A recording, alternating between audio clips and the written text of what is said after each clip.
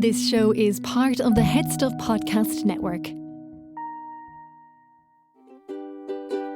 This is how it's always been. I'm on the outside looking in.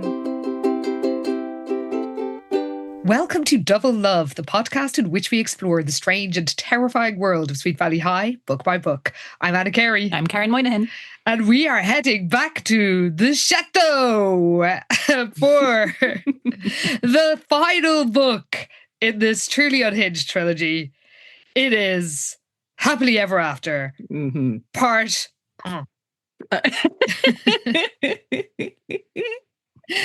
And as we were just saying before we went on air, there are some truly astonishingly amazing, utterly unhinged moments in this book. There's also a lot of filler, which we can skim. It's a weird mix of very iconic things and completely boring reminders. Yeah. It's a weird mix, but it is very entertaining, I have to say. And it does have, especially for you guys, because you're going to be able to skim all the boring descriptions of forests that we had to read, as well as recaps of Prince Normand's incredibly boring, sappy thoughts. Yes. He is the biggest sap in a long line of saps in these books. It is astonishing. So incredibly useless. Truly. Just appalling. Like, we will get to it, but like he's absolutely useless, especially in comparison to his much, much younger siblings. Well, they are innovative. I will really give them that. Honestly, like he's just, it's like, what is the point of this guy? There's some weird stuff going on with Pierre at one point as well, which I found deeply unsettling. I did not care for it. We will get to that. But not for a while, because of course we will start off with the tagline and blurb. I have not read the blurb yet. Karen has sent to me. Karen, can you give us the tagline? I can indeed. It is a royal disaster. Sure fucking is. My God. And this is the blurb. Oh wow, this is the American edition. So I'm not used to this layout. Oh, very colourful. the glamour. Oh, exotic. Okay. Elizabeth Wakefield is avoiding Prince Normand de Saint-Berry. I mean, she's avoiding him because she's in a dungeon. In a dungeon. It makes it quite easy to avoid people, turns out. He may be devastatingly cute, but he's engaged to Antonia de Rimini, the daughter of a haughty countess. Then Elizabeth learns that Prince Normand has refused to marry Antonia. No, he hasn't. Because maybe he will in the second half of the book, not in this part. Yeah. Because he loves Elizabeth. Elizabeth doesn't want to cause an international incident, too late for that, but is running away from Chateau d'Amour Inconnu. The answer? I mean, should be. Jessica Wakefield's sexy new boyfriend, Jacques Landau, made an awful mistake. One way to describe it. Yeah. To save himself, he got her mixed up in a major jewel theft. Jacques has apologized 1,000,000 times, but she's not ready to forgive him. Will Jessica reconsider when he reveals a heart-wrenching secret? I mean, he apologizes a few times over the course of 15 minutes. But then he reveals his secret. There's a lot of plot holes in that, I can tell you. Anyway. Oh, yeah. Book 3 in an enchanting 3-part miniseries. Travel with Jessica and Elizabeth to Chateau d'Amour Inconnu, a French castle by the sea. Is it in France? Who knows? For a summer of royalty and romance. Wow. By the way, if you were hoping for answers about the geography of the Principality, or even what the Principality is called, dream on. That information will not be forthcoming. In fact, you'll be even more confused. The geography of this place continues to evolve, I guess, bafflingly so. But what is not baffling is this insane cover, which I love. Can you describe it, please? Oh, it's so good. Also, I think this is, I like when this happens, where we've got someone has been cast as a character in this book Yes, that a isn't stranger. Some guy. They have roped in some guy to be Prince Laurent, and that is fun when they do that. Yes, it is. I think so far that's only happened with like Sean William Scott being drafted in to be the photographer for Flair that time. Webton, yes. So we've got Liz, we've got Laurent. The fact that they're both in white kind of makes it look a bit weddingy. It does.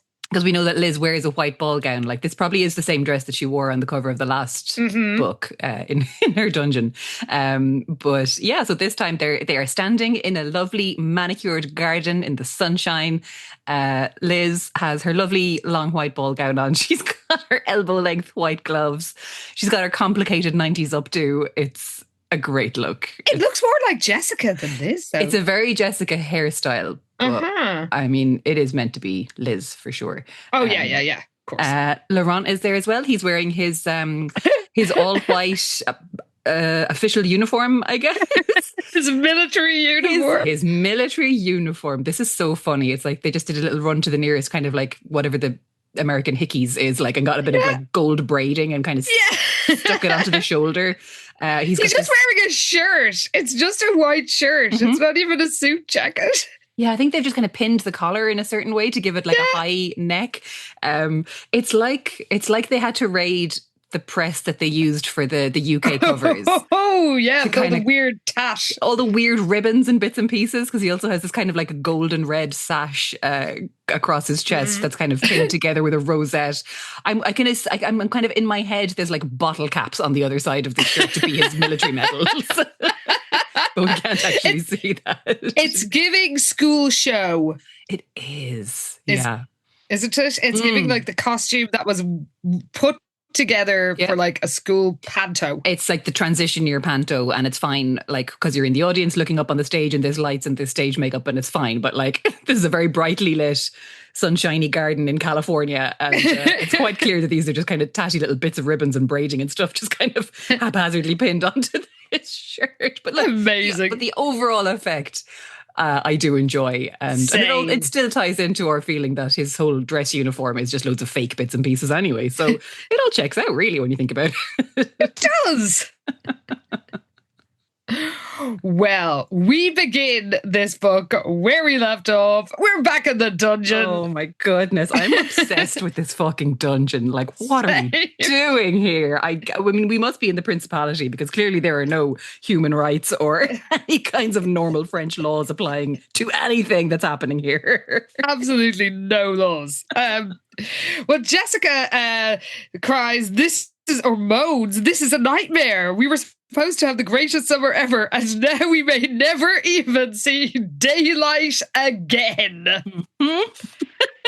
The drama of it all. I love it. So good.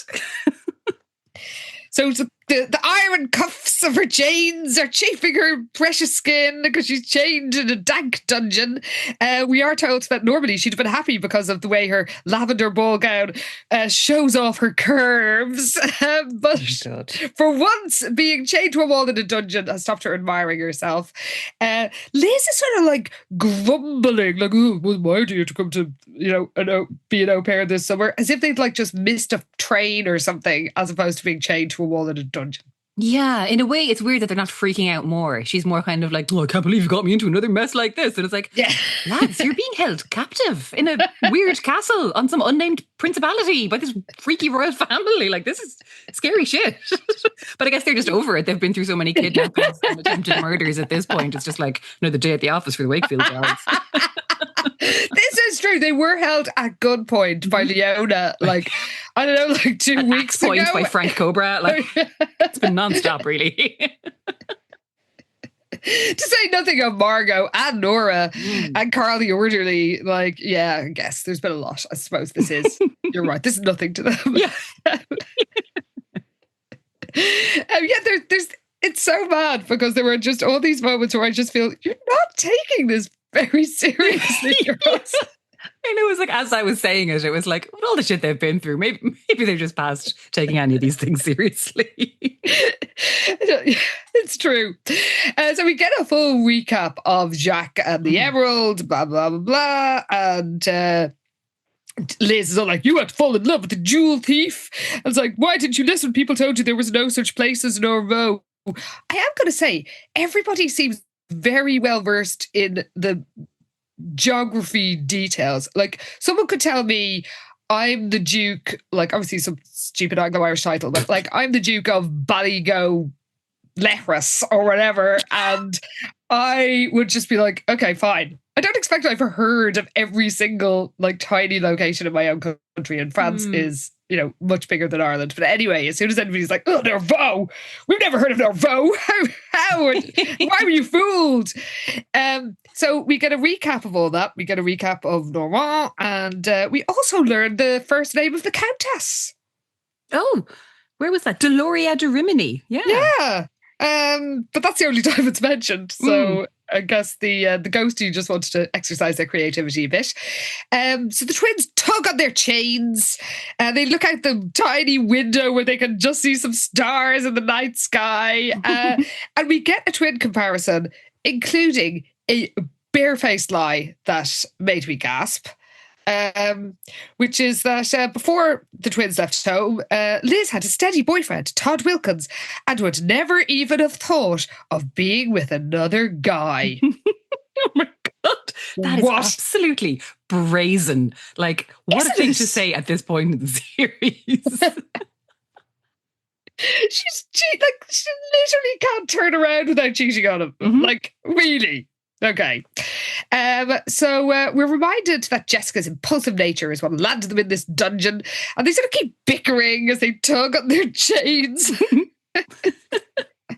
And Liz hopes the chains are so old that maybe they'll like rust away from the wall, but I don't know. They might keep that dungeon well kept up. Well, I mean, it seems like they're in the habit of just throwing people into the dungeon willy-nilly. So yeah, I don't have as much optimism about these chains rusting away and coming away from the wall that Liz has. But she just feels like she has to do something because she can't just sit there. Yes, indeed. So Jessica realizes that the guard outside is a guy. And I'm just going to say, Ms. Dalton, really, like, you should have been trying harder with this girl. Because she goes up to the, like, barred window of the door and says, "Excusez-moi, monsieur, parlez-vous anglais?" And we're told she hoped that he did indeed speak English because those two French phrases were practically the only ones she knew really well. I knew more French than that when I was 12 years old, going on a holiday to France, having never had a French lesson. Like, Miss Dalton, you're failing this child. I mean, she is, but also we know that Jessica really just doesn't go to school that often. That's true. You know, she's too busy with other stuff to be going to French class. But yeah, like, my God, it's pretty bad. Yeah. Well, it turns out the guard does parle anglais. So she asks him for the time, and just half 11, if anyone attempts to make sense of the timeline in this book. So now she knows he can understand her. She basically starts flirting with him very ineptly, and I'm pleased to say that he does not buy it because he is a grown man and she's a child. Oh, for God's sake, finally a grown man and not like being tempted by a 16-year-old Wakefield. Like, finally. Because yeah, he does kind of play along to a point where she's like, oh, you must, be really muscly or whatever. And he's like, yeah. And he kind of comes closer and looks at her. And then he's like, American girl, sit down and shut up if you don't want to get into more trouble. And I was like, okay, good. He's acting like a responsible adult. I mean, he is jailing these minors for weird reasons, but at least he's not being inappropriate with them. And really, it's small mercies at this point. It actually is. So Jessica finally wails that it's all her fault, which is true. And Liz is kind of like, I told you so. But then she tries to pace around the room, but of course she can't because of her chains. They are indeed shackled to the wall, so she can only pace so far. Oh God. But yeah, so like Liz is just getting really annoyed. She just keeps thinking that they have to do something, but she wishes Jess would either stop whining or think of something productive to do. Something other than trying to seduce the guard. I mean, you do know your sister. Like, what else do you think she's going to try? Though we do find out later on she has hitherto unsuspected woodcraft skills. So, wow. Yeah.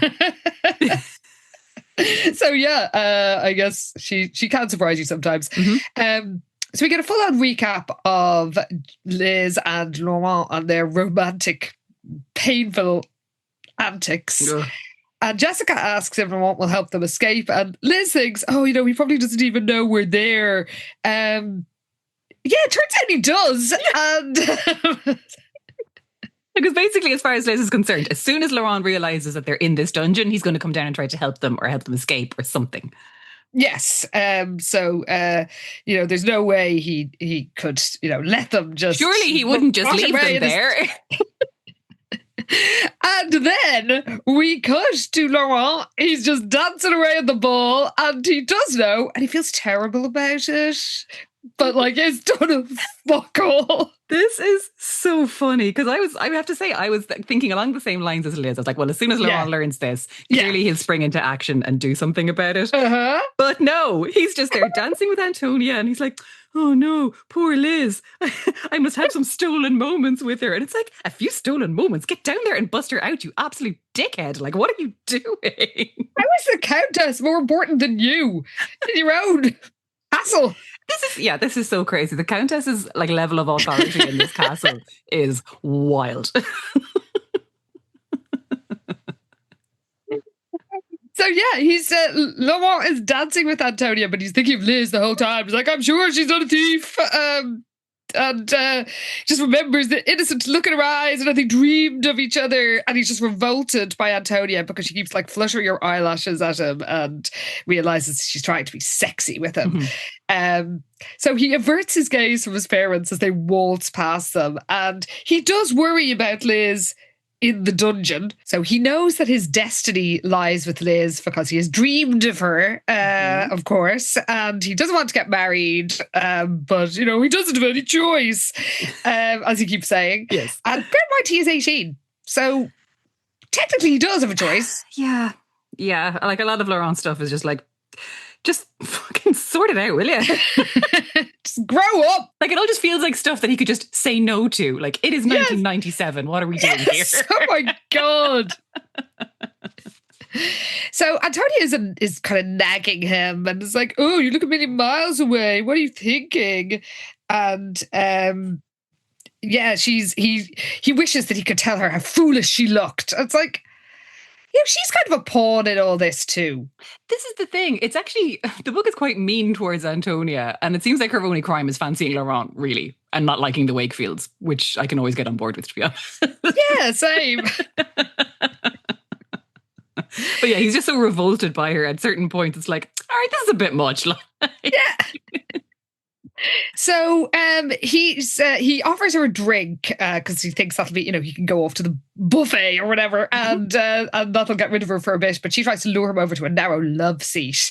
And when he gets the drinks, all he's thinking of is Liz and how amazing she is. And he sits on the far end of the seat when he returns, so he's as far away from Antonia as possible. And of course, the Countess appears with a gleam in her eye, and Laurent thinks this is an excuse to escape.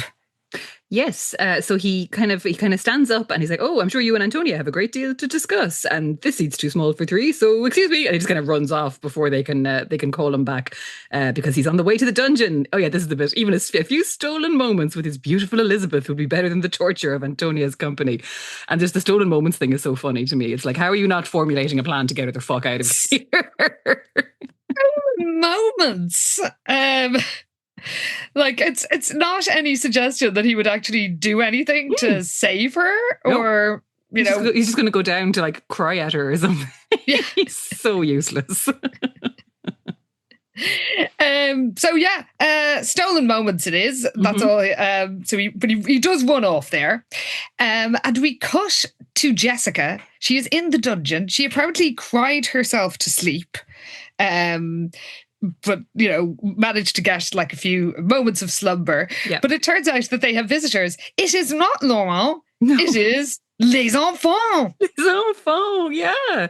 So Liz can hear the guard talking to somebody, and they realise that it's the three small kids. So it's Pierre, Claudine and Manon. And they want to see the prisoners, but... the guard doesn't want to let them in, but then Claudine says she has a splinter in her finger, and he's like, oh no. So he tries to help her, but somehow when he kind of crouches down to have a look at this alleged splinter, they manage to knock him over or What? then tie him. Like these three small children, the oldest of which is, well, he was 7, but now he's 6. They managed to like push him into the chair and tie him to it. So they've like immobilized this guard basically. There's even a bit with Claudine dancing around the chair with a rope, wrapping it tightly so he can't move, going la la la la la. It's insane. That is it. All of it is. How bad is this guard at his job that these 3 tiny children have managed to overpower him? But it's actually insane. Yeah, especially the la la la la moment is just so bizarre, cartoonish. Very. So the kids get the keys and manage to free the twins. Basically, there is a very funny bit where the guard yells "Les enfants terribles," which I did enjoy. But it's totally bananas. So they managed to steal the keys from his belt to let the twins out. Yep. So they're free, I guess. And I guess the kids have just been running rampage around the place since the twins were thrown into the dungeon. Because now who's minding them? That was the whole point of the twins being there. So they've just been running around unsupervised, I guess. Yeah. Busting them out of the dungeon. By the way, Manon, who lest we forget is 3 years old, sticks a sock in the guard's mouth so we can't call for help. How'd she even reach his mouth? She's 3. She's 3. She's very tall. He's sitting in a chair. Yeah. So Jessica sasses the guard as they escape. Mm-hmm. They're out. They just one. Pierre is all like, "Oh, you must go," because Pierre has only aged about 25 years, and Jessica's all like, "No, but people think we're guilty if we just run away." And Liz rightly points out, "No one believes us anyway." Yeah. So basically, they have to find Jacques and get him to confess. Mm-hmm. Exactly. So they run away towards the woods, and they realize they don't know where to go because they have no money. They don't know anybody in town, and then we start getting into the geography of this place. Oh God, it's just so confusing. Yeah, they're trying to figure out what their next move should be because, of course, they're now just running around in ball gowns, basically. Yeah, outside in the dark. So Jessica figures that Jacques must be staying in the town across the river. And that surely they'll find him if they can just get to the town. So apparently there's a town just across the river, which I guess is the river that they cross with the drawbridge. That doesn't make sense though, because it's it was the island was definitely true. That the island was in the surrounded by the sea, like that. It wasn't an island with a river all the way around it. And also there's a village on the other side. What is this village? What is happening? There's also a stream. There's a lot going on. I mean, it's very, very, very, very confusing. And also these woods are apparently massive, or at least the impression is that they're massive because of all the running around that they're doing. You can wander around to them for hours all night. Yeah. So they decide to find the town wherever it is. So we cut to Les Landaux.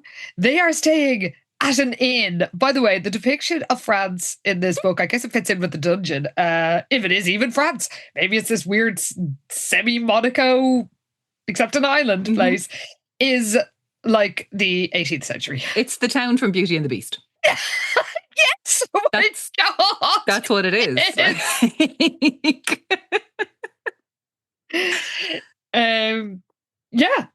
Jacques and his father are having a late supper. And I'm going to say Louis has had a personality transplant, and I don't like it. Remember how delightful he was in the first book? Yeah. I know. He went from this delightful kind of roguish charmer who was still appropriate, with the Wakefields and other women. And then, second book, he was just this massive creep. And now this book, again, he's just kind of, I don't even know what his deal is now. He's sort of a bit aggressive. He is, isn't he? Yeah. He's an angrier man in this book for sure. Yeah. And I don't really know what they're trying to do here. Because he's like, where's your head tonight, my boy? But that little American. And he's like, oh, I can't even taste this food because my mind is so full of Jessica. And his dad's sort of giving out to him and saying, do you think this is some game we're playing here? You meet an American girl, you forget everything I've taught you. And then Louis, who's just referred to as Mr. Landau now, he gets a bit softer with his son. Yeah, because, like he does say to me, look, Jacques, you're my only son, my only family, and I love you very much. I can understand how a pretty face can turn a young man's head, but like their priority is the gem. Like they have to get it because they have to pay this debt apparently to their friend, as he puts it, in kind of inverted commas. So again, it's kind of a recap in the form of a conversation that's like they have to get this emerald or someone's going to break Louis Landau's legs, basically. Yeah. So he's just like, look, this is our priority. This is what's important. We need to get this thing done, and like what you have to do, basically. Yeah, 100%. It's like it's a life or death, essentially. And Jack says about the things of the diamonds as well, and reminds Louis that he did get them, but he worries that Jessica will never forgive him for what he has done. Yes. So then we go back to the chateau. We learn that it is full of reporters.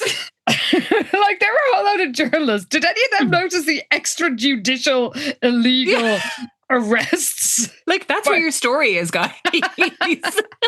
Absolute scandalous behavior from this like royal family locking up American teenagers in their fucking dungeon. But yeah, apparently this whole time there's been like a full load of media and press at this ball, which makes absolutely no sense. Did they get to see all the tableau stuff? Like, where did they come from? Yeah. It's so crazy because Laurent is like, he's trying to get out of the ballroom, but he's basically blocked off by this wall of cameras and microphones. Yep. They're all looking for a comment from him. Yeah, it's so funny. Amazing. And we're told that he can't openly defy his dad and go to the dungeons because the reporters might follow him. I mean, that, again, would be a story for them. Like, they'd be only too happy. Pin it all on the countess and your problems are solved. Like, yeah.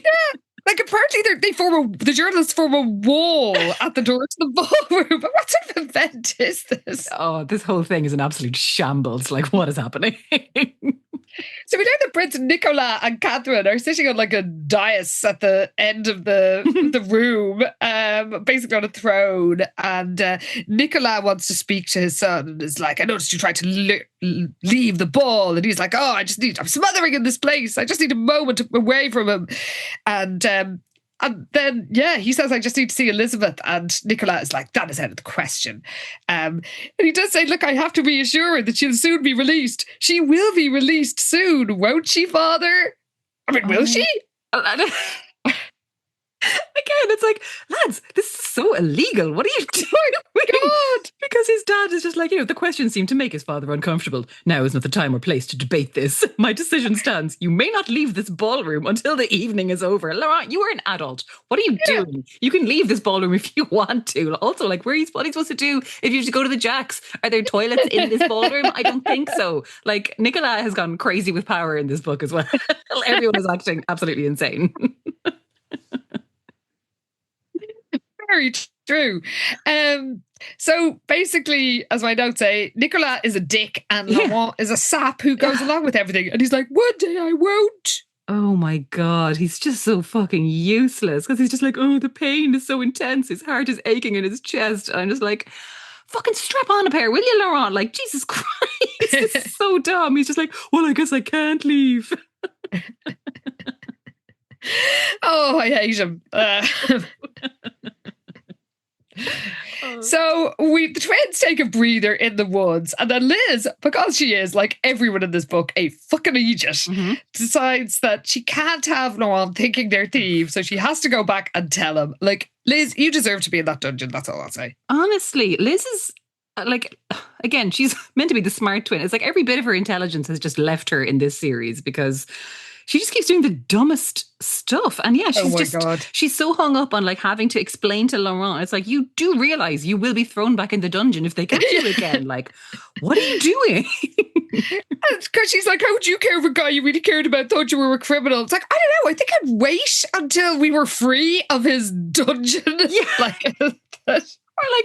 Or his dungeon estate. Honestly, like this, like their plan is, for as plans go, as what they have to hand is, makes sense. Like, go to the town, find Jacques, either get him to confess or like go to the cops and explain to them what's happening. Get someone to call the American consulate in Marseille. I am sure there is one. And make, like, I thought this so many times reading it. That is the international incident, Nicola. The fact that you have kidnapped some American teenagers and kept them chained them in a dungeon. Chained to a wall in a dungeon. Like, that absolutely is your international incident and your royal scandal. Like, it's crazy. So there is a bit with, if it weren't for the fact that Liz is, again, being a fucking idiot, there was an amazing bit where Liz says, how many times have I gone along with your schemes in the past? And we get some excellent deep cuts. Oh my God. From like wildly different. Long, like, all night. Who was expecting an all night long throwback at this point? Like, hilarious. Because she does say to Jessica, she's like, there was the time you stayed out all night and I had to cover for you the entire day because you couldn't drag yourself out of bed, which is all night long. Then there was the time at camp when I had to compete in all your colour war events. Need I go on? And I was like, yeah, go on. List all of them. Do more. The time you had to appear in a beauty pageant for her, the time you were in a soap for her. Oh my God. So funny. So, Liz is like, okay, fair enough. And then they decide to head back to the island. And Liz is all sort of or not the island, because they're still on the island. The chateau. And Liz is all kind of giggly, like, oh, nag, Jessica. Like, what is wrong with you? She's in shock, I guess, because she's acting absolutely crazy, like, this whole time. Like, the fact that they're going back to the chateau after just escaping from it. With no real plan. Like, I was kind of like, maybe if they're like, okay, you sneak around, try and suss out something, I'll go get our passports and a change of clothes. It's and like a phone and your money. Exactly. This is what would make sense. But no, they're just going back to like find Laurent, I guess. So Liz can go, I'm not a thief. I mean, he doesn't think you're a thief anyway. He's doing fuck all about it. Exactly. So he has no help. Oh my God. So they go up to the window of the ballroom and look in. Oh my God. Like, as if they are invisible. Like, I don't care how reflective those windows are. Somebody's going to see people who are like pressed up against the glass. Surely someone's going to see them on the outside looking in. Oh, day after day, they're feeling kind of lonely. Not as lonely as they were in the dungeon, obviously. I guess not. So it's a beautiful scene. The women are wearing ball gowns, every colour of the rainbow. They're carrying fans because we really are the 18th century. Yep. Everyone's holding champagne. But then Liz gasps as she sees Laurent dancing with Antonia and smiling. And she's all like, why? How could he? And her thoughts go from, it's so ridiculous because it's like, that should be me in that gorgeous fairy tale dress. Antonia should be in the dungeons. And then she smiles wryly at the thought of Antonia shivering in a dungeon. And then she starts to cry. Like, she's having an episode. She is ping-ponging all over the place. Like, I'm getting worried about Liz. Her mental state is not good. Yeah. Because, Jessica kind of pulls her away from the window and Liz is like, oh, Jess, did you see? And Jessica's like, forget about that for a second. There's someone coming. Because, what are you doing here? This is a terrible idea. But lucky for them, instead of a bunch of fucking guards, it's the three kids again who are quite rightly like, what the fuck are you still doing here? Like, Pierre is mad at them and he should be. He is. However, he goes straight from saying like, why, essentially what the fuck are you still doing here, to saying, so the other kids go obviously off to fetch Laurent. Yes. Pierre bows and says, I am not as handsome as my brother, but surely, mademoiselle, you have time for one dance with me. And Jessica's like, what the fuck are you doing? And Pierre says, "No, pretty Jessica," Pierre said with a smile that was hauntingly like Laurent's. "He is 6. No, you are safe. No one even knows you are out of your cell. Unless they look out the fucking window and then You're just standing there.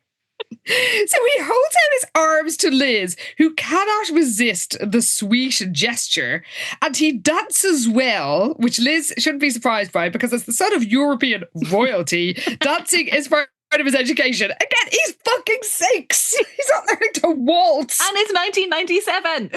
Yes. Oh my God. And Jessica's like, this world is insane, but if you can't beat him, join him. So she picks up Manon, who we were told a second ago had run off with Claudine. But anyway, they start dancing around. And then in what is definitely the creepiest moment. Yeah. Can you share it? Oh, I hate it. Yeah, it's really, I don't know why they did this. It's so weird. What is happening? Yeah, so it's like Pierre beamed up at Liz, seeming much older than 6. "You dance so well," he said to Elizabeth. And she's like, "Oh, thank you, sir. So do you." Like, it's really weird. And borderline sexual. And she keeps thinking about how much he looks like Laurent, even though he's got completely different eye and hair color. And those are the main defining characteristics of a person in these books. It's really, there's a weird tone to all of it. And I really don't like it. Because obviously, in theory, it's like, oh, the 6-year-old is dancing with her. And it's like, that could be quite cute and wholesome. But for some reason, they've made it really weird. Pervy. Yeah.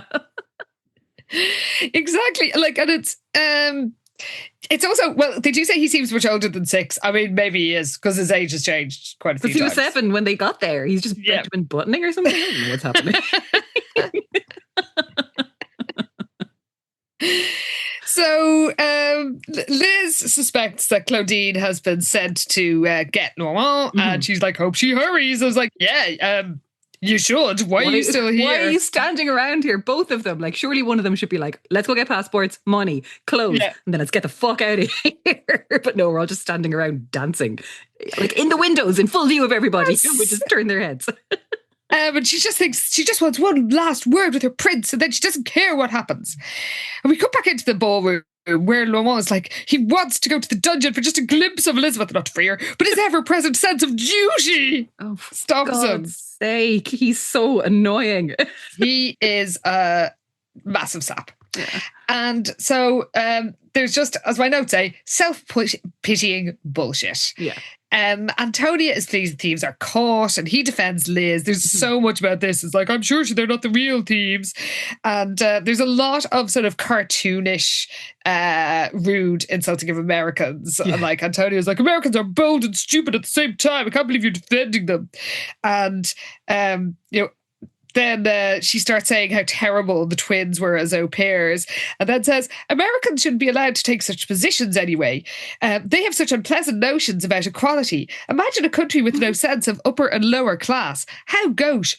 You are in a country that literally cut their king and queen's head off, have had multiple socialist governments. What are you talking about, you mad bitch? Oh, yeah, I guess she is a massive bitch. I was kind of feeling bad for her for a while at the start of this book because Laurent was just so horrible about her, but she does kind of suck. Oh, she does. So Laurent wishes he could help Elizabeth. You can! Just go! But they're making such a huge deal of him trying to get out of the room, and he simply can't. And it just kind of goes on and on like that. And then he thinks about how he's so jealous of the other boys in town that has been here the whole time, I guess, that he'd see them racing off to class at the university. So there's a college there. Girl, is there a university in this town? Why aren't you in college? Royals go to college. Yes. And have for quite some time. Yes. Oh, but he's just thinking about how he wants out of this whole fishbowl life of his, where he can't just be a normal boy.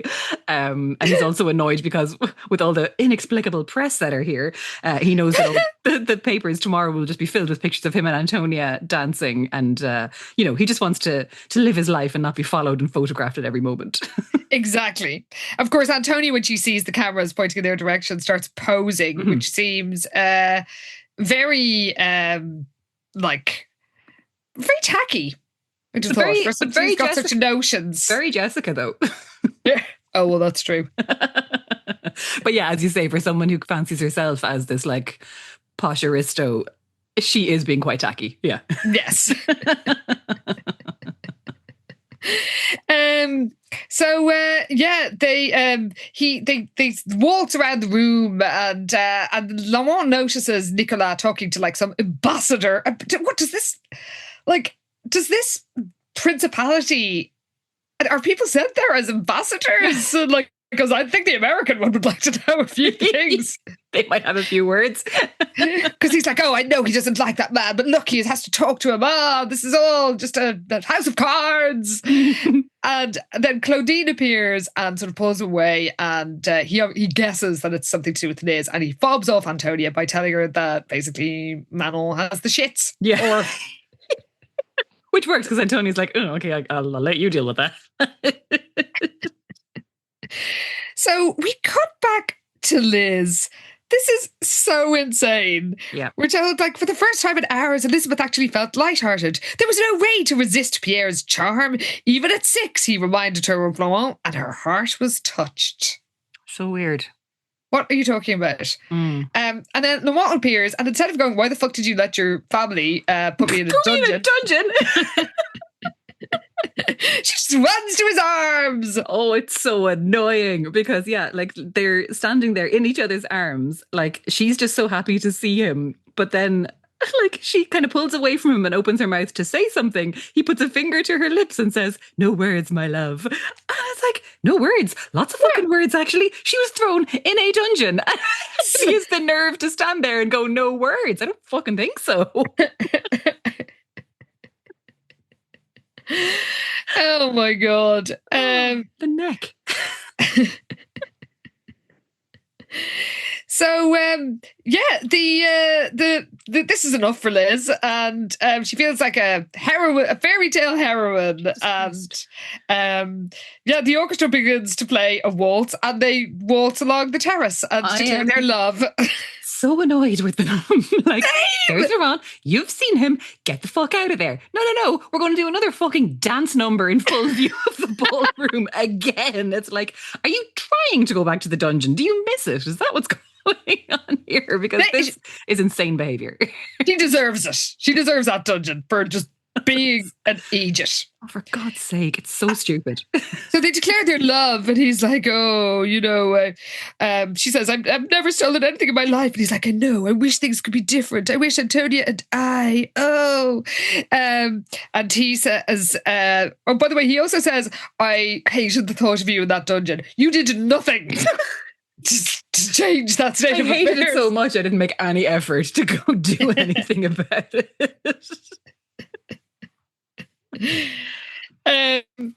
But then comes the best moment of the entire book. Well, of this half anyway. Well, yes. But it's up there with the best moments. It is, yeah, it's good. Because a shriek pierces the air and the Countess cries, thieves! And Jessica grabs her arm and is like, we have to go now. I mean, you should have gone half an hour ago. Honestly. But the Countess and 2 guards emerge from the doorway. Laurent looks heartbroken. The prince and princess follow. And as Jessica yanks Liz off her feet, get them! The Countess roared behind her. Release the hounds!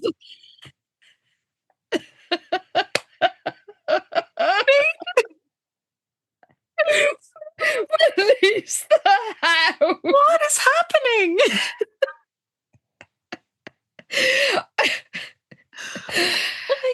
I mean, how does the Countess have the power to do this? On what authority, Countess? They are not your hounds. Did she bring her own hounds? I have so many questions.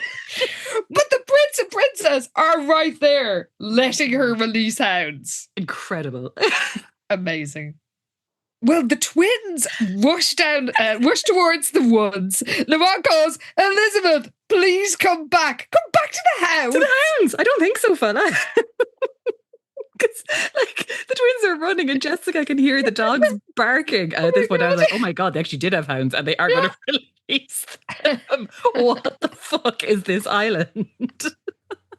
It knows no normal law. None. No one chases them though. The heads are not released and the guards don't move, which feels a bit weird. It is really weird because I think they can see as they're like running for the woods, they look around and they can see the guards are all still standing there. The dogs are there on leads. So it's really odd. And I was like, oh, was there were they just like, oh, they can't get far or what? But like, no, they're just not being chased. But the twins are just running, absolutely pegging it to these woods because the guards are following but not running. Yeah. But it's really odd. So the twins make it into the woods and they're just kind of panicked, scampering through through the fallen leaves and twigs and roots. And it's all very treacherous and dark and scary. And they are properly panicked. They are. I mean, who can blame them? One of them does think like, oh, I guess they know we can't get far because it's an island. But it does have a wood that's so enormous that you could walk around in it for like 7 hours. Hours. So, yeah. I mean... Who knows? What geography means nothing in this place. Also, this is when Liz wonders how they will cross the river because the drawbridge is guarded at night, not during the day, apparently. Yeah. So it's a river. It was the sea. We had questions about that. Yeah. And how has Jacques been popping hither and yon?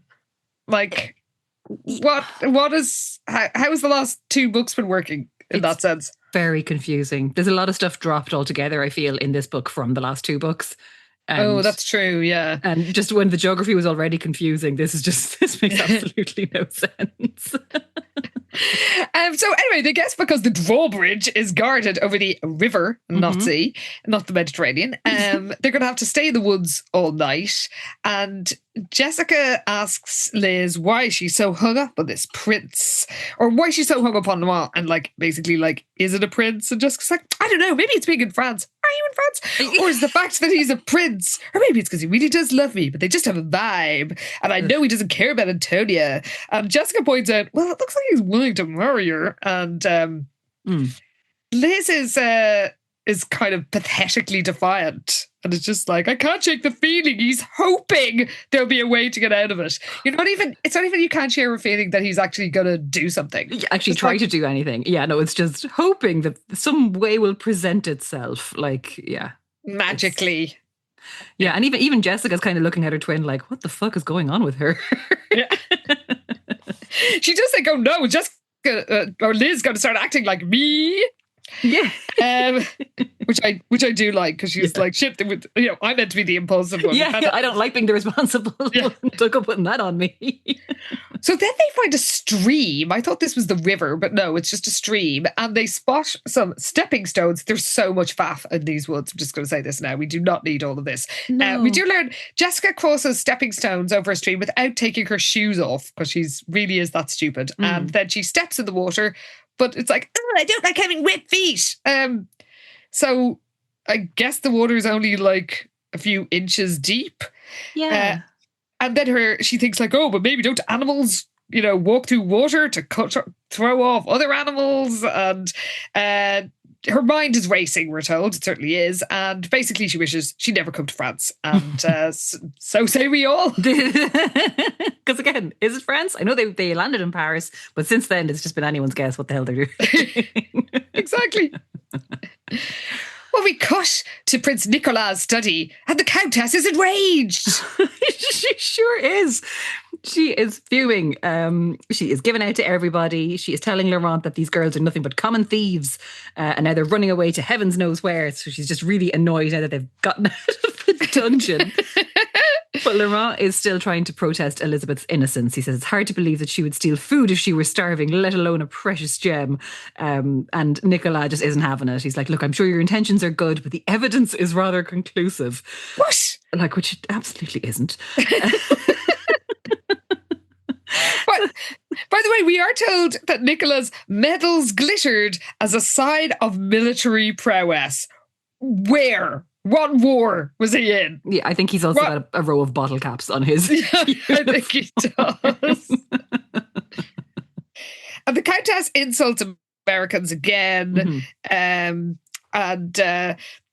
Catherine and Nicola are also saps. Like, what power does the Countess wield? Because they just sit there and let her insult everybody.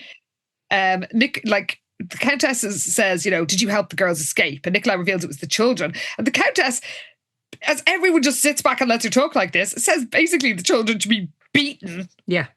And even Catherine does say they are my children and their punishment is none of your concern. But the Countess is like, they should be whipped. Jesus Christ. And then Catherine is like, dear Countess, Deloria, you must not tax yourself so. She's literally saying somebody should beat your children. Tell her to shut up. It's crazy that they haven't just kicked her out of this castle. Like, as you say, like, what kind of power does she have that she can act this way, like, in someone's house and not be, like, told to get the fuck out? Because, yeah, she is just this ranting and raving woman who is just, like, as you say, telling them that they should beat their kids for what they've done. And for some reason, they're having to, like, step on eggshells around her and be all, like, tactful and, like, oh, we must return to the ballroom. Our guests will be wondering where we are, and trying to kind of diffuse the situation instead of telling her to fuck off. Yeah, she literally says at one stage, you must assure me the younger ones will be spanked until their bottoms are red. Crazy. What freak wrote this book? Seriously. And Lamont's like, oh, how can my parents remain composed during this? It's like, how indeed? And Nicola is like, tells the Countess to calm down, says, do you want the press to get involved in this matter? The Countess is like, of course I wish to avoid a scandal, but not at the expense of the truth. Again, you know what will be a scandal? The fact that you have kidnapped 2 American minors. And throw them in a dungeon. That is the scandal.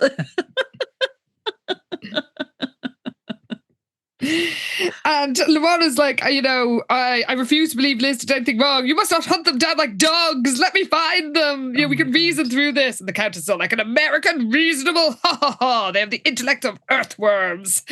No, they must be thrown to the dungeon, back in the dungeon once they are captured. And the thought of Liz being thrown back in a dungeon makes Lamont's stomach turn in disgust, but he knows he's on his own because nobody will help him. Oh my God. But like, it's so funny that as far as they're concerned, they've now caught these thieves, but they still haven't called for any kind of law enforcement, or like, because even on the train she was looking for police or something, but yeah. Now that we're on the island, it's fucking island rules, I guess. I mean, I guess it is. There's never any mention of calling like a detective or any kind of person that I'm sure that they are in contact with or have some kind of connections to, like local law enforcement. Yeah. But nope, it's the dungeon. Yeah. So Laurent finally says, Father, you're so anxious for me to be a man, but I will never be a man if I do not act now. I'm sorry, but I'm going to find the twins. So he decides he's going to just ride off on Pardayan and go to the woods. And there was a lot of, like, there's pages about him, like, saddling Pardayan and whispering, like, yes, you and I are going to find my beautiful Elizabeth and rescue her from the wicked Countess. And then Pardayan neighs in response as they gallop, literally, into the night. Amazing, because Pardayan is, of course, a cartoon horse. Of course.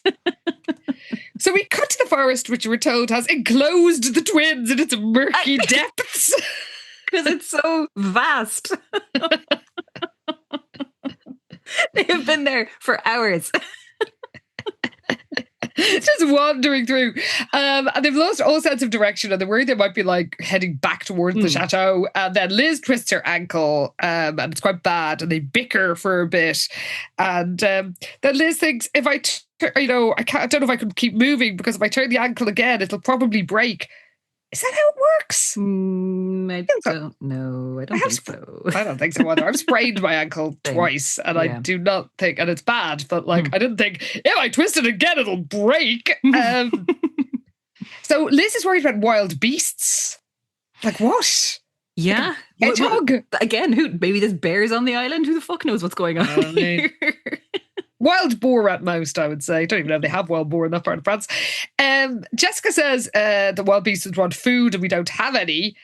And then, as the moon comes out, Jessica volunteers to build a shelter from nature's bounty. I guess at Camp Echo Mountain, she got really good at like bushcraft or whatever, because she fully builds a shelter for the twins. She does. And it goes on for ages. So long. Yeah, she finds a bunch of tree branches. She literally fashions a shelter for them to sleep in for the night. It's like, who knew Jessica was so good at being in a forest? Yeah. And again, how big is this place? Because they just get in there And they're like, well, I guess we can sleep for several hours and we'll keep going by daylight when everyone can see us. Yeah. But yeah, they creep in there. So we cut to the inn. And we cut to Jacques' POV. He can't sleep because he has a terrible, weird feeling that something is bad is going to happen. And then he realizes it's Jessica in trouble because he's psychic now too. Sure. He does say, "What spell have you cast on me, Jessica Wakefield?" He asks the empty room. And yeah, what did she do? Because yeah, he's literally like, I know she's in trouble. Somewhere out there, she's in danger. He can just feel it. And it's really weird. Oh, it's so funny. He thinks that, he wanted to charm her with easy, carefree French manner, but he wants to hold her close and promises undying devotion. But he's like, oh, I can never devote myself to anyone because I move around stealing jewels. The life of a jewel thief. Yeah, he says something aloud, which I loved. Is this the spell bit? Yes. Yeah. Yeah, because he does wonder, what spell have you cast on me? He's really going through it. He is. I love a monologue. So good. I'm just imagining it was whispered. Oh, yes, absolutely. Because he is just pacing this empty room in the inn and trying to decide what to do. And he is just saying things aloud to himself. She was better off before I came along anyway. And he's kind of arguing with himself with the quiet bits in his head and also just talking out loud. Yeah. So he feels he has to go and look for her. And he remembers there was a stable down the street that isn't heavily guarded. This is 1997 in what I'm guessing is the equivalent of Monaco. Mm-hmm. And there's a stable yard that I guess the local coach horses use. What century do you think this is? This is fucking insane. It's so funny. But yeah, he steals a horse to go look for the twins. So he's going to head off towards the chateau to see if he can either recover the emerald, save Jessica, just see what's going on, because he needs to figure out what's happening, because he just has this terrible feeling. Yeah, and he doesn't bother getting a saddle, which I feel is, he doesn't do this yet, but I'm just going to say this is the second time that somebody has stolen a horse to transport themselves in a Jessica-related incident, because you might remember the what's his name in Camp Becker Mountain. Paul. Yeah. So he thinks maybe he'll even get the emerald while he's at it. And when he rides out saddle free, because that makes sense when you're riding around the countryside at night and you actually have a choice because there are saddles there. I don't know why they even put in that detail. It was a really weird thing to throw in, because there's no reason for it. It doesn't come back. It's not anything. Yeah. I guess he just takes risks. And then he recognised Prince Laurent somehow, and he's like, what is that pampered young man doing so far from his glittering chateau at this time of night? And then he thinks, I wonder how much money he carries. And then he rolls his eyes on his own thieving reflex and mentally slaps himself. I'm supposed to be changing. Oh my God. I love that he just reverts to highwayman. Yes. Oh my God. Stand and deliver indeed. Because it is the town from Beauty and the Beast. That's... Oh, of course. but yeah, so he's trying to figure out what to do. And then he realizes that Jessica had mentioned something about how her sister had attracted the attention of the prince. So maybe he's doing the same thing that Jacques is and trying to find the twins. So he's like, maybe I should chat with this guy and see if I can learn anything useful. Yes. So we cut to Laurent's point of view. He's exhausted because I guess he's been riding around the vast island.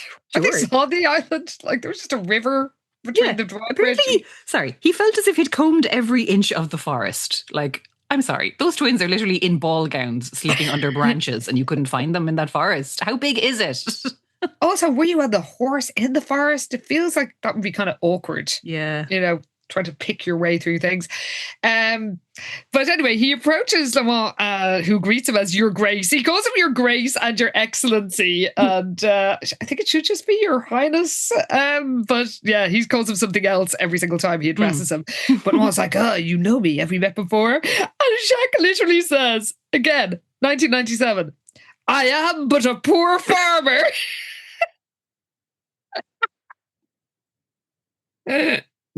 and have not had the opportunity to mingle with royalty. Like, that train from Paris was clearly a time travel train. That's the only explanation for what the fuck is going on around here. Just riding around the countryside, being like, seriously. Oh my lord.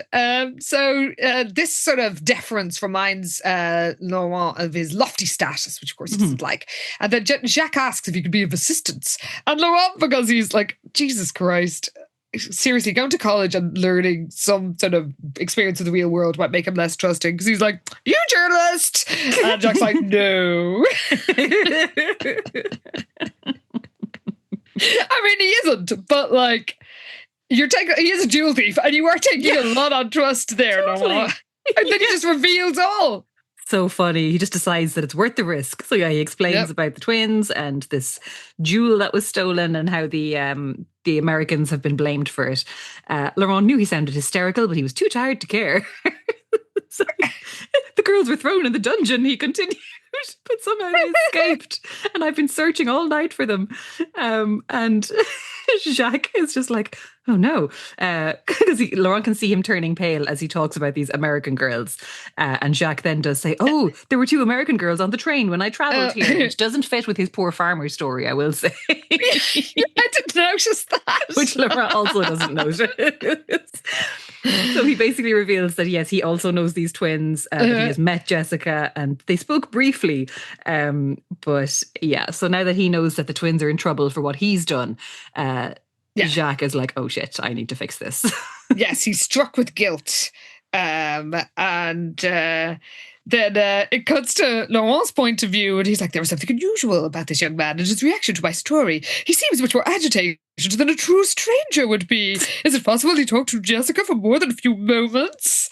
And he's like, all the more reason for him to help, even though he's clearly lying to me. Yeah. He's such a trusting fool.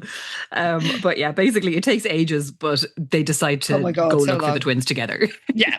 And Jacques is all like, why don't you go back to the chateau and I'll look in the woods? And Jacques like, oh, no, I need to find them. And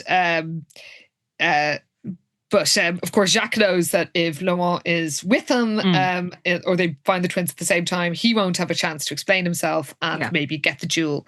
So he manages to persuade Laurent that maybe the twins double back to the chateau. And Laurent's like, oh shit, and if they do, my parents will throw them in the dungeon again. Oh, they're all as stupid as each other. They are, really, because I mean, you know, the thing is, it would be a really dumb thing to double back to the chateau, but they've already done that, so why not do it a second time?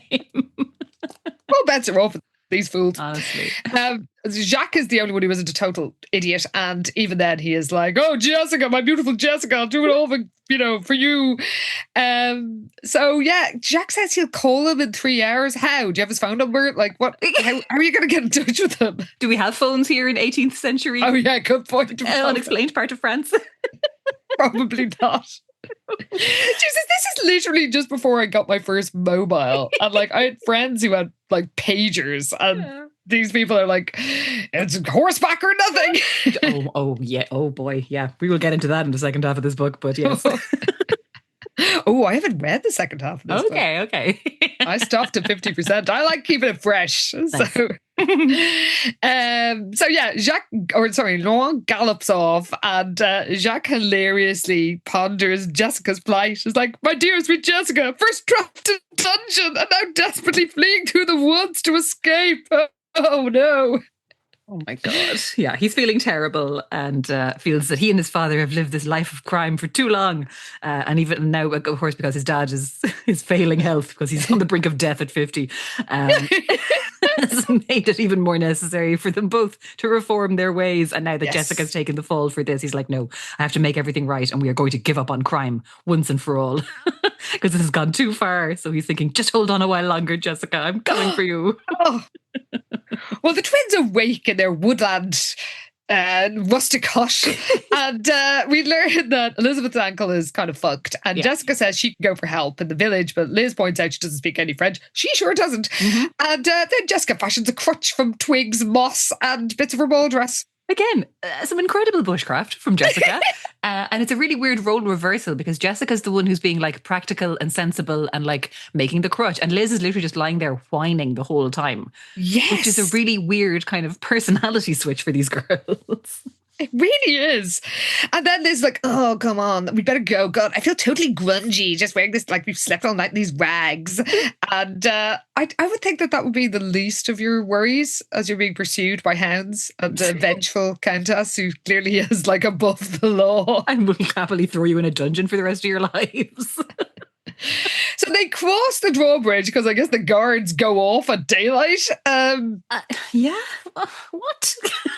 And we learned that like their ball gowns are just literally filthy rags. They are also because Jessica has torn up parts of hers to fashion this crutch for Liz because she's being very resourceful. It's just good for her. Exactly. There's a bit where Liz is like, "Oh, you really shouldn't have trusted Jack," and Jessica sort of goes, "Humph!" Like again, their reactions to their plight. There's a lot of. Wouldn't expect anything less, but like there's a lot of mood swings, shall we say? Yeah. So they arrive at the town, and the first inn is a quaint building designed like a French chateau with a sidewalk cafe. Now, I have been in quite a few small French towns over the years. I can't visualize this really. It's like it's a village, or is it a town, or is it like? It's an inn, not a hotel. I feel that the town at the gates, essentially, of a fancy posh chateau will be full of high-end hotels for all their rich mates. Like, you're going to have like full-on fanciness. But no, it is like an 18th century coaching inn, essentially. Basically.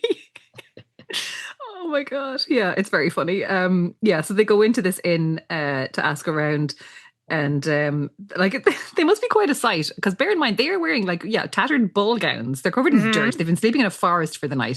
Liz is on this makeshift crutch with an absolutely fucked up ankle. And they hobble into this place and ask the innkeeper, who's a short, stout woman in a flowered dress and white apron, because we're just at a fucking Ren fair. What is happening? Jessica asks in English if they have a Jacques Landau staying there, and the innkeeper just shakes her head. And then Liz asks again in French, saying that he might be staying here with his father, the Duke of Norvaux. And your woman is like, "There's no Landau registered here." The innkeeper says gruffly in French, and then laughs and says, "And who is the Duke of Norvaux? There is no such person." And Liz is like, "Oh, are you sure?" And the innkeeper is so hilariously rude. Oh my God, it's amazing. Poor girls. Because literally, these girls are coming hobbling in. Clearly they've been through it. And this woman is just like, "Fuck off out of my inn." Also, why aren't they like, "We need to get a phone, we can reverse the charges, we can call America and get the consulate in, get the embassy in, alert the press, call the police." Yeah, nothing sensible whatsoever. And this innkeeper is just like, "Ugh, even when you speak our language, you refuse to understand. Look at you in your dirty rags trying to find a person I've never heard of. Norvaux, there is no such place."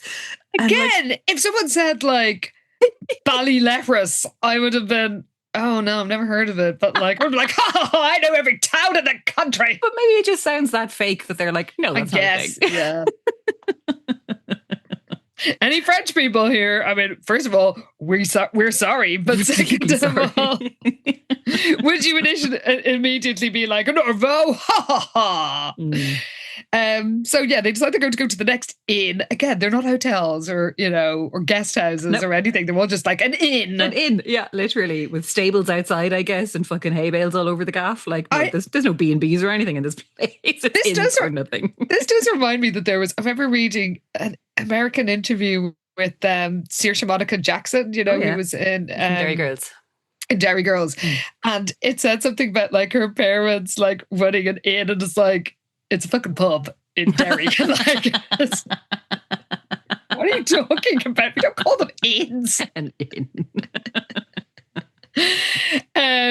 This oldie worldy European inn they decide that he must be in another one, but then who should walk in but Jacques himself? My goodness, yes. So he's like, "Oh, Jessica, you're safe," and he's so happy to see her, but she is like just absolutely fuming. She struggles in his arms when he kind of takes a hold of her and she's like, let me go, you creep.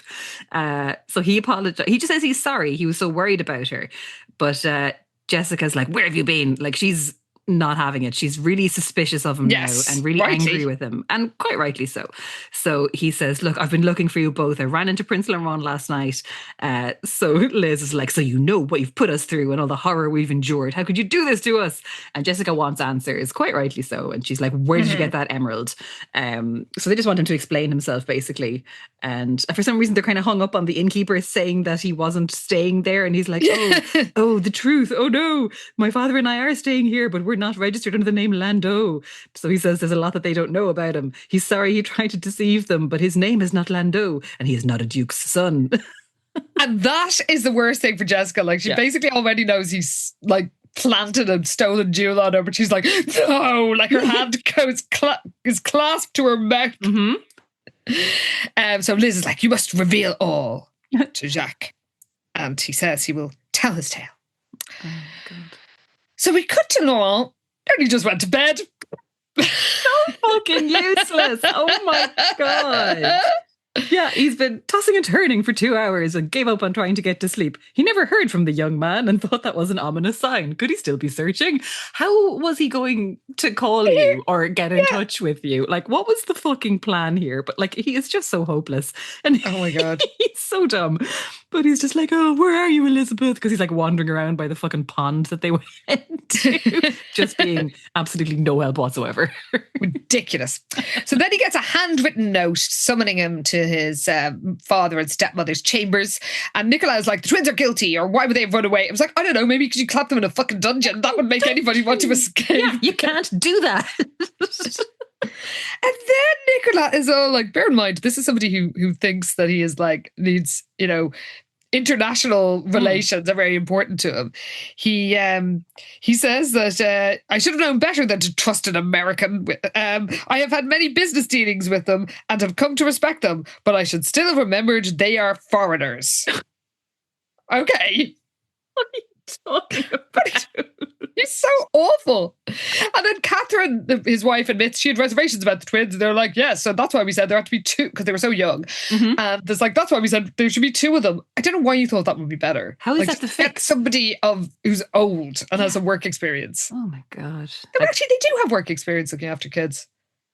Yeah. But they just did get involved with an axe murderer. And wasn't there, when they were babysitters in Malibu, wasn't there all sorts of shite as well? There was a big storm and a kid they had to save or something. Yeah. No. And there was a guy with a gun at some point in some little beachside cafe. Oh, who knows? Yes.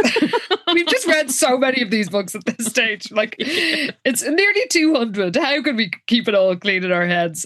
Especially the complete lack of consistency. But yeah, this goes on for ages. Lamont just keeps saying, I just know they didn't do it. And they were like, well, do you have any proof? And he's like, no, I don't, but I just knew. I just got a vibe. I just could never believe that Liz would do this. And then he's like, and then he just throws Jessica under the bus. Which is pretty funny, actually, because again, it's a fair point, even though it is throwing Jess under the bus, because he does say, look, the jewel was found in Jessica's possession, not Elizabeth's. You can't blame Elizabeth for something Jessica may have done. Like, he fervently hoped Elizabeth would never find out how disloyal he had been. And apparently this just like enrages his parents even more, because they're like, you can't honestly believe Elizabeth would not know. They're right next to each other in those tower rooms. How could she not know her twin sister had something so obviously valuable? But again, it's like, yeah, even if one twin did a crime, that doesn't mean you can throw both of them into the fucking dungeon. I mean, you can't throw any of them into a dungeon because that's not how anything works. But, but it was insane that they were like, well, one of them did this thing, so basically both of them did it. Yeah, and also like, there's no way she wouldn't have known about it. She didn't know about it, so it's not even accurate. So, yeah, it goes on for ages.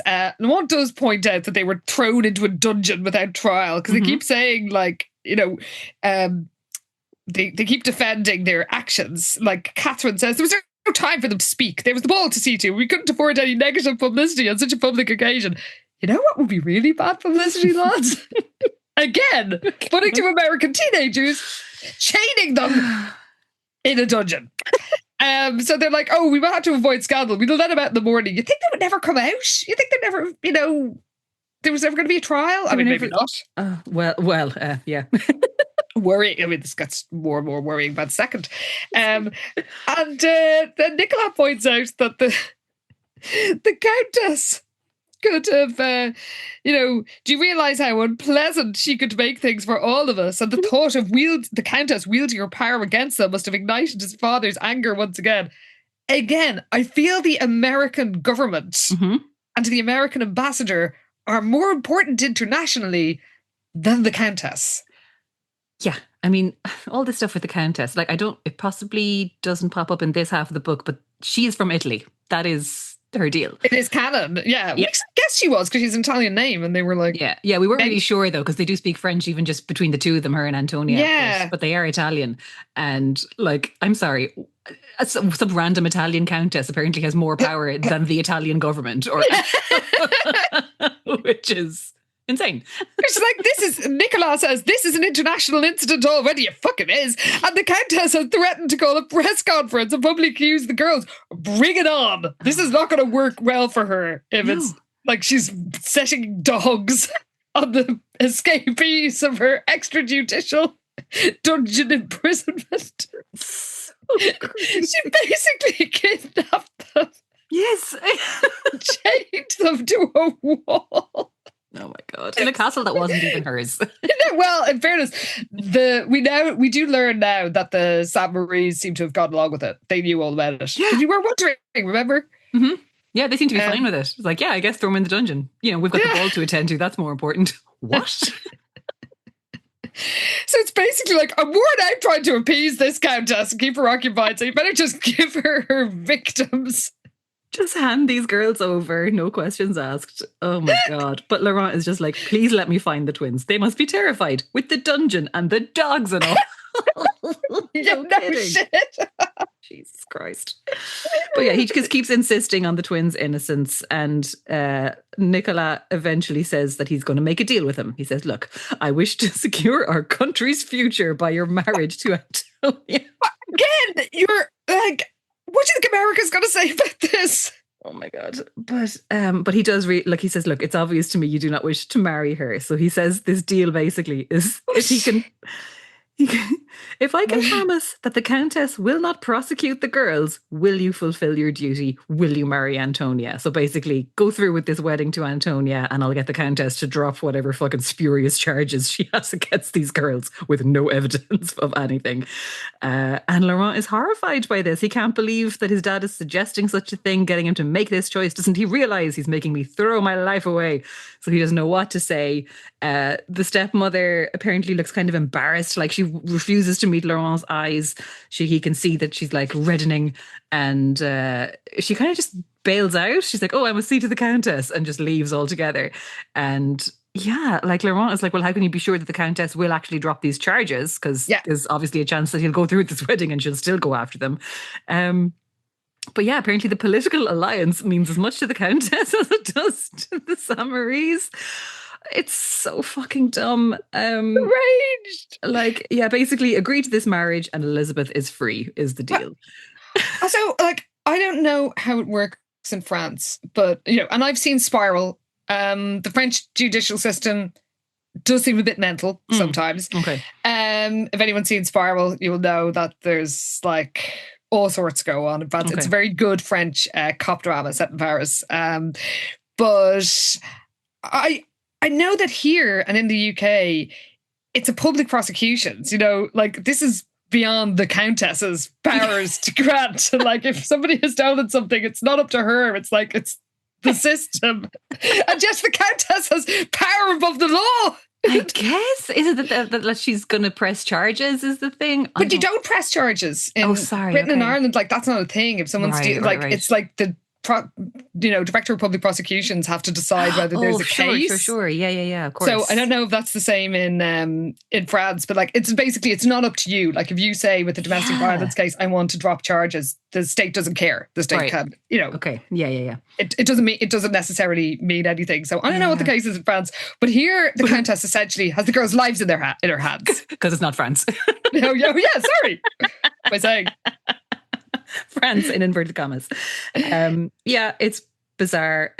Laurent can't believe this, how he's in this situation, and he's horrified by the fact that he has to throw his life away to save Liz, but it's the only choice. So he agrees and he says, I will marry Antonia. And his dad smiles at him. He's really relieved by this. And like, how much does Nicolas suck that he's willing to do this? Like, put his son through this for some bullshit political alliance? Because I'm sorry, this countess just isn't as powerful as they keep saying she is. No. So yeah, he's going to doom himself to a life of misery. He does like come close to disliking his father, but he thinks he'll, not enough, if you ask me. And then he thinks he'll do anything in his power to save the only girl he would ever love, Elizabeth Wakefield. So we cut back to Jacques' room, and Jessica is yelling at him, and screaming, accusing him of lying, which is true. He's in a rage. She's in a rage, but then she can't help loving him. She goes on for pages, by the way, just ranting, and she wishes he could logically explain it, but of course, nothing can justify his planting a stolen jewel on her. And then he calls up for food and then explains that he just had a vibe last night. And of course, because Jessica's entire family is all about vibes and psychic moments, she's like, oh, well, okay. Well, you must really like me. Immediately softens. Like truly just a croissant and the mention of a vibe. And she's like, yeah, okay, fair enough. Yep. So, Liz is moved to know, or pleased to know that that Laurent believes it. Oh, sorry. He also tells him about bumping into Laurent last night, and Liz is moved to know that Laurent still believes in their innocence, but again has done nothing to defend you. Like seriously, allegedly looked in the woods, which I don't believe because he didn't find them at all, and then just went to bed. Yeah. Oh no, but he couldn't sleep when he was in bed. He really cared, you guys. Poor Laurent.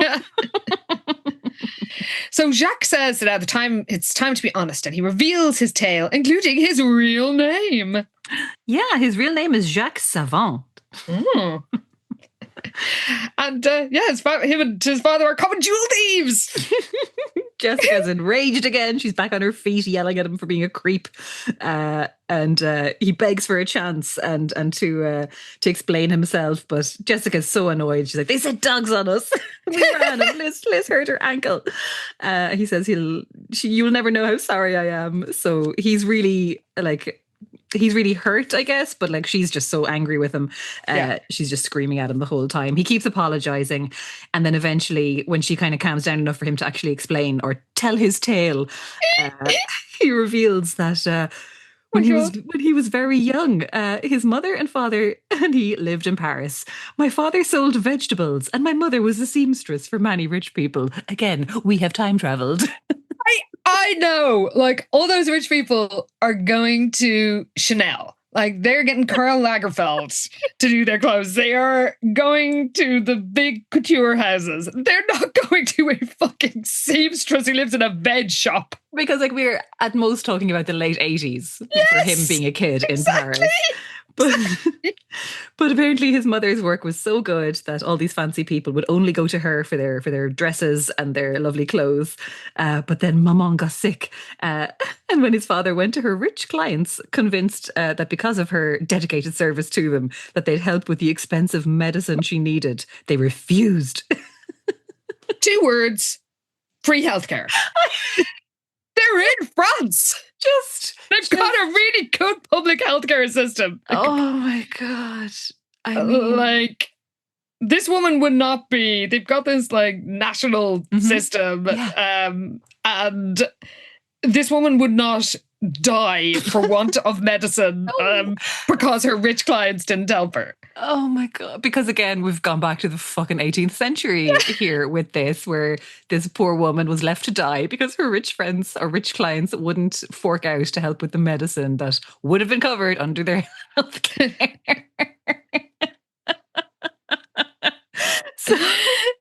Because she died, folks. She died because her rich clients wouldn't help her. And I guess she just languished to death in the veg shop.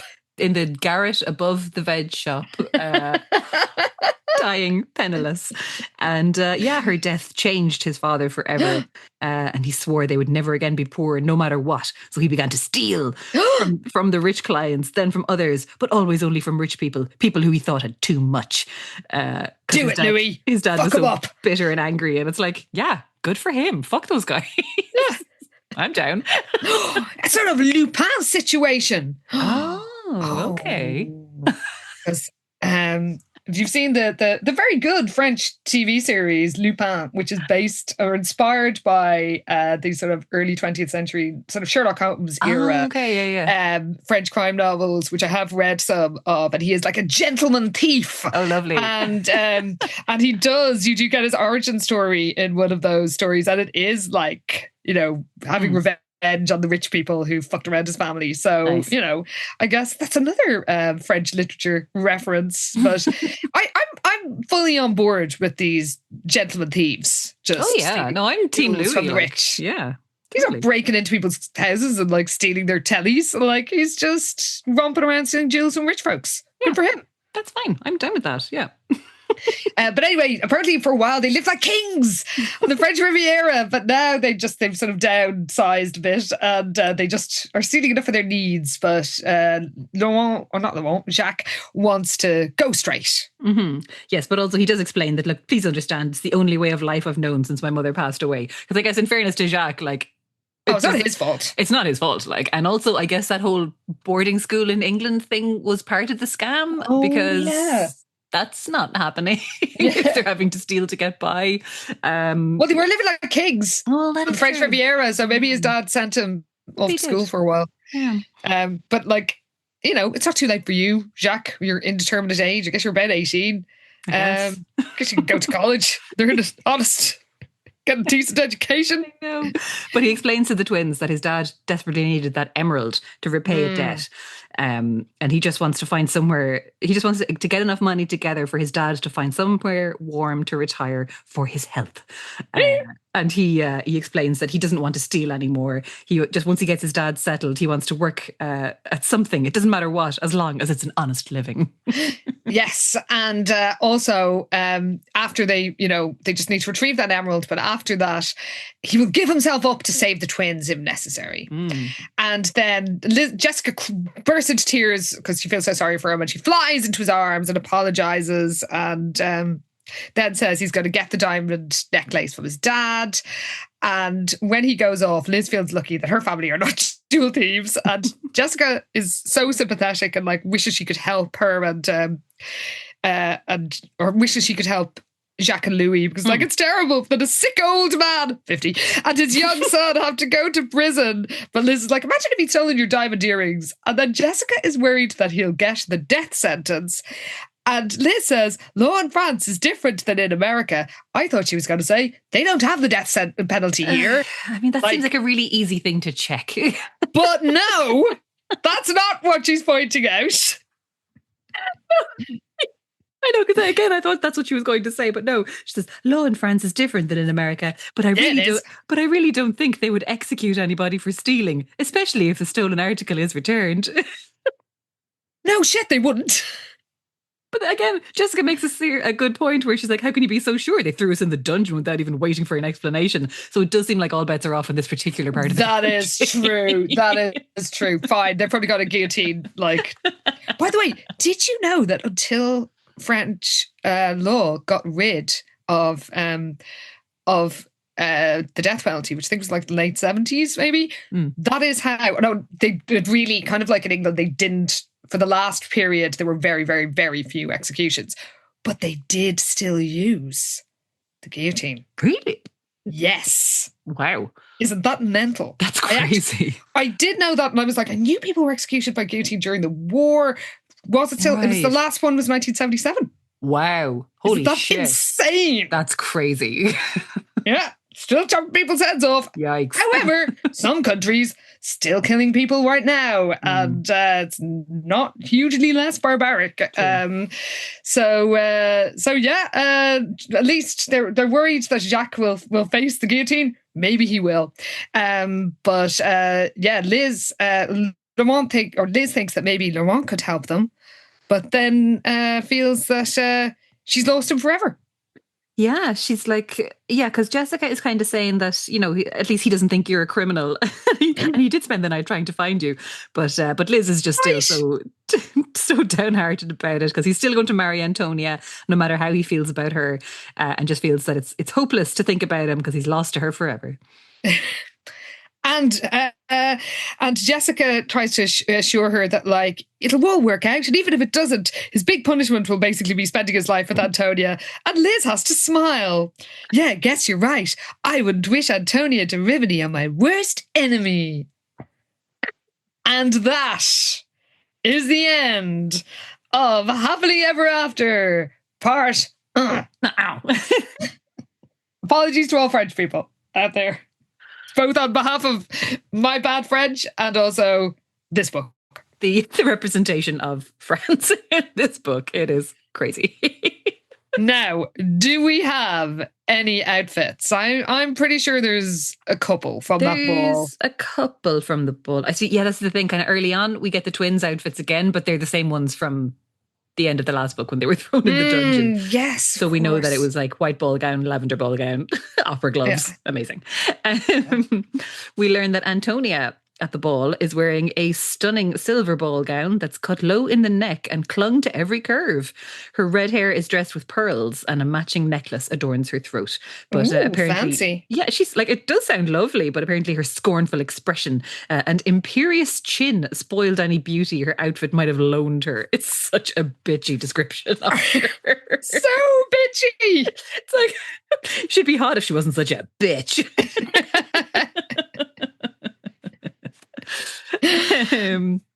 And then the other one is, it's just the parents, or the summaries, where Nicola is wearing a simple dark blue business suit with a crisp looking immaculate white shirt and maroon silk tie into which he had poked a diamond tie tack. And his stepmother is wearing a beautiful yellow silk dress that flowed around her ankles. Ooh, fancy. Yeah, so these are the kind of the day after the ball. This is what the parents are. Oh, yes, of course.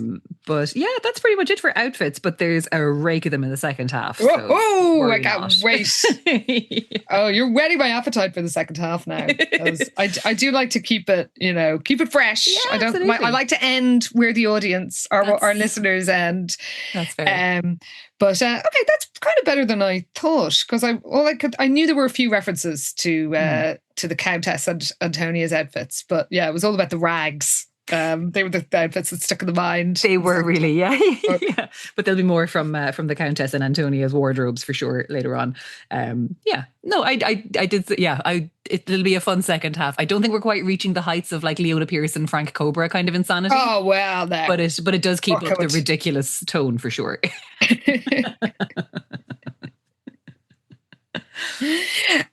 Well, listeners, what did you think of Happily Ever After part? Did you enjoy you was confused, I guess, by the geography? I was going to say enjoy the geography, but I mean, it's kind of a bit head wrecking. It sort of feels like there's something terribly wrong going on at this place. Did you enjoy the geography of is it the island? Is it the principality? What the hell is it? Who knows? It's so confusing. Yeah, it's got an everlasting forest. That's for sure. It does. Yeah, is it and separated by a river, but a drawbridge that's also over the sea? Very confusing. So yeah, let us know your thoughts. We always absolutely love hearing from you. You had plenty to say about the last book, because there was a lot going on in that. Waterware started the 77 started the Tag Yourself going. She said, "I myself wishing that the Evil Twin era would have been a Sweet Valley High Count of Monte Cristo mashup, including Margot and Nora." Oh. Missed opportunity. Oh my God. Revenge scheme, held on an island. Incredible. What might have been. The potential for it all. Madame Fromage likes other stuff. I'm the security team at Chateau L'Amour en Connu. While Jacques is traipsing in and out over the drawbridge and hiding in closets, I'm nowhere to be found. When a countess of dubious nationality who doesn't even go here orders someone to the dungeon, I'm all over that. Not sure if I really hate my employers or I really love my dungeons. Ghost of Sweet Valley said, "I am the Countess, reporting back to the secret society established with the sole purpose purpose of protecting the outside world from Wakefield witchcraft. Don't worry, Tatty, the chains will hold. They have to. If this plan doesn't work, then only an act of God can stop these girls. Perhaps an earthquake. Oh. OGW Nostalgia said, I'm Schrodinger's cider. Simultaneously sparkling, flat, alcoholic, and non-alcoholic. I'm in a can, bottle, jug, who knows? Not the ghosty.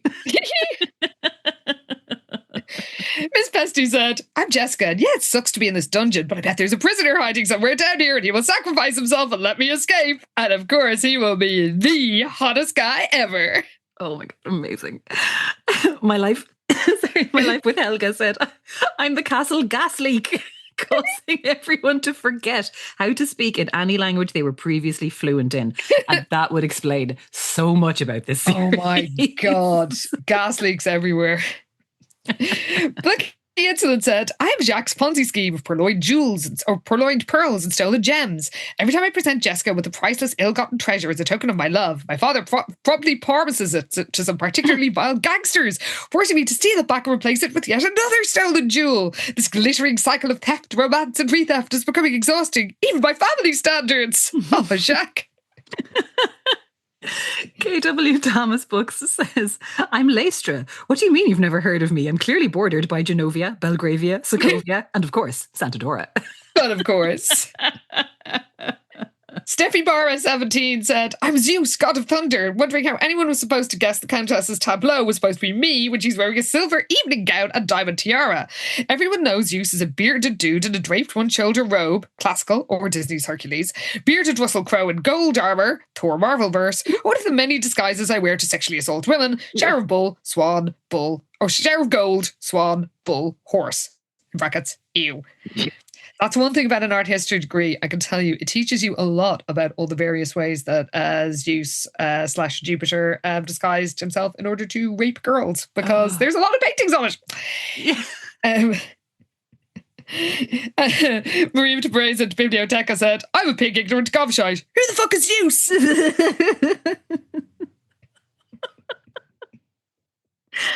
Oh God, there's so many good comments. Oh, so many good ones. We did have it pointed out to us from a few people, actually, that there is a book that we're going to need to read. Oh, yes. When is it? Oh, yeah. Waterware did say that there's a few books before Earthquake and Aftershock that we'll need to do so things will fall into place. And just that phrasing is important, because Michelle DeVoice then chimed in saying things fall into place, eh? Kind of like a refrigerator. If you know, you know, listeners. Oh dear, oh dear, oh dear. It's all to come. Michelle, no. I love this from Sister Betty Confetti. I'm me walking the Camino de Santiago and listening to the audiobook of The Count of Monte Cristo after all the mentions in this episode. It's a banger. Thanks for the recommendation. You are welcome. And actually, Steffi Barra 17 said, would anyone be interested in a casual reading group for The Count of Monte Cristo for check-ins and accountability for those who read it? Like a buddy read. Thinking 150 to 200 pages a week, so it would take us 6 weeks or so to read it. And Sister Betty Confetti said then that she was listening to the audiobook, and this shit is unputdownable. It is. Get on it, people. If you contact Steffi Barra, STEPHYBARA_17 on Instagram, I strongly support everybody reading it, this 19th century page turner. It is genuinely one of my favourite books now. Yeah, I haven't read it, but I'm gonna have to read it this summer. I think you've been talking about how brilliant it is for a while now. So it's been on the list. And it clearly wasn't just that I read it during lockdown and was going slightly insane. I've been to the prison and everything off the coast of Marseille, which I strongly recommend doing. So get on that, people, if you want to join in with your fellow listeners. Some of you met up just a few days ago. That's right. The extra Sweet Valley activities. Yes, the London gang met up during this week, or was it at the weekend? A little while ago, and they had a lovely night, and it was so nice seeing them all together, some wearing their Sweet Valley SVH podcast merch, which was delightful. It was gorgeous. So I'm really glad you had a nice time, guys. And apparently they're planning a sequel already. So I I'm love it. So warmed and delighted by that. And I hope you all had a lovely time. Same. Seriously, like the fact that some of you are like, created actual friendships because of this podcast is seriously one of the best things that has happened. So thank you so much. Back to the comments. OGW Nostalgia said, who would steal something and wear it in front of the person? We did ask this last time. And she said, actually, I 100% believe Jessica would steal a necklace, wear it in front of the person she stole it from, then spend the whole night gaslighting them about it. True. That she would, you're right. Yeah, that tracks pretty hard already. Oh boy. So, I did love this actually. Where is it now? PDX Katie said, are we really surprised that the offspring of Ned Wakefield don't have a firm grasp of the law and how it works? Well, yeah. I mean, sorry. We expect too much of them and everyone in these books all the time. Definitely. Red Rose said, I love this episode. Just a quick correction that the French that uses dramatic religious swears is Quebec French, not Ontario French. Quebec is the only province in Canada that the official language is French. Actually, I did know that Quebec was the only place where it is official, but I didn't even know that there was a specific sort of Ontario French as well. I thought that sort of Quebecois French was like Canadian French. So thank you for educating us yet again. But because Pippi Ann Shirley said, yes, French Ontarians are their own community with their own vernacular and accent. So most of her children's teachers, they were in a French immersion a school or class, were local folks. They had their own language quirks that would sometimes leak onto the curriculum. While Ottawa is an officially bilingual city, the province is not bilingual. Yeah, in Ottawa, it's easy to have French, Ontario, Quebec, European and African dialects in the same setting. Human beings and our communication is extraordinary. It is extraordinary. No. Seriously, I love this. I love that we learn so much from you. I mean, over in the clubhouse, we're learning about mining history. Oh, God, yeah. Seriously, it's every day is a school day. So Kath Ocean said, I've gone back to the early episodes to listen to all the trigger warning episodes again. And first off, the banter has not changed in 10 years, which is amazing. But mainly, I love the way you handle all the terrible messages from the books. Like, it's actually really beautiful and profound. Feel like I am talking to my 12-year-old self, but with the two older cool kids who are Irish and swear a lot. Oh, thank you. That's really nice. I feel a bit tearful about that. Thank you, Kat. That is so right and nice of you to tell us. So, we do try. So, thank you for listening and for re-listening. Also, good to know we haven't changed too much in 10 years. Yeah, I'm like, is that good or bad? It's like, I don't know, actually. I'm saying it out loud. We have not grown or developed as people at all. We nailed it 10 years ago and continue to. I mean, it's in the spirit of the books. No growing. No lessons learned. So Joanna Inaturan, sorry if I'm pronouncing that right, or Johanna, did make a good point about royals. Oh, where was this one? Sorry. So it's just below that. Oh, yes. They don't get many things right in this book. Yeah, no kidding. They don't get many things right in this book concerning royal families, traditions, laws, and things like that. But one thing is correct. Royals apparently love giving each other medals. Aha. So for formal occasions, at least in Sweden, the king and prince is always wearing lots of them. No idea what the medals are for or why they receive them, but it is a thing. Maybe it's the same in this mystery kingdom. Oh, that's true. They do always have medals. I'm like, what? Yeah. What have they earned them for? They didn't do anything. Oh.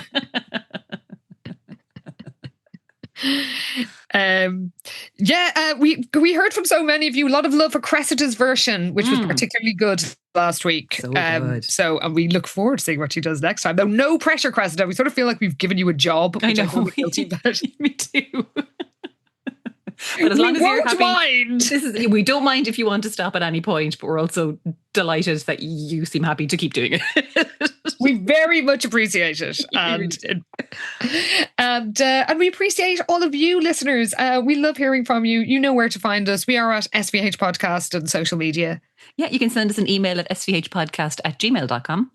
And of course, if this isn't enough for you every 2 weeks, you can get us in your ears every single week by joining Pi Beta Alpha, our non-toxic sorority. And you can do that by signing up to HeadStuff Plus. Yes, if you head on over to headstuffpodcast.com, you can sign up to support the show. It's as little as €5 a month, and it gets you access to all the lovely bonus content for all the shows on the network. You get access to our PBA series, and you get like a special Double Love feed with no ads on it that has all your bonus episodes and regular episodes together. And of course, our PBA episodes at the moment are all about the Caitlin series, where, yes, we are learning a lot about the very concerning practices of mining companies. In particular, Regina Ryan and her absolute shit show of a company. Oh my God. But don't worry, folks, because a hot, mysterious mountain boy. Oh, we're so excited. Has vowed revenge on Caitlin. This is the thing about us. We are nothing if not suckers for a revenge arc. We fucking love it. Love a grudge. Love a revenge arc. And this guy has apparently held a grudge against Caitlin for the last 11 years. Yep. Which is kind of insane, but also amazing. And we're here for it. And we can't wait to see where it goes. We really can't. Maybe he'll push Jed down a mine shaft. Oh, please. The dream. We really hate Jed, listeners. Hate him so much. And if you want to know why, sign up to HeadStuff Plus. It's all there. Yeah, we're on to the second trilogy. Yes. We're doing the first book in the second trilogy. There's Caitlin is basically 3 trilogies. So we've done the first one. We're on to the second one. We don't know what's going to happen. It's very exciting. Well, listeners, thank you so much for joining us this week. We will see our Pi Beta Alpha siblings back in Rock Ridge. Within the mining town where Caitlin is teaching mining children how to make papier-mâché puppets. Oh, for God's sake. Important life skills. Well, we'll see you there with our papier-mâché miner puppets in 1 week. But we will see all of you back here in 2 weeks' time, when hopefully the Countess will end up in a dungeon and the rest of us will live happily ever after. Oh. See you then, everybody. Thanks for listening. Bye.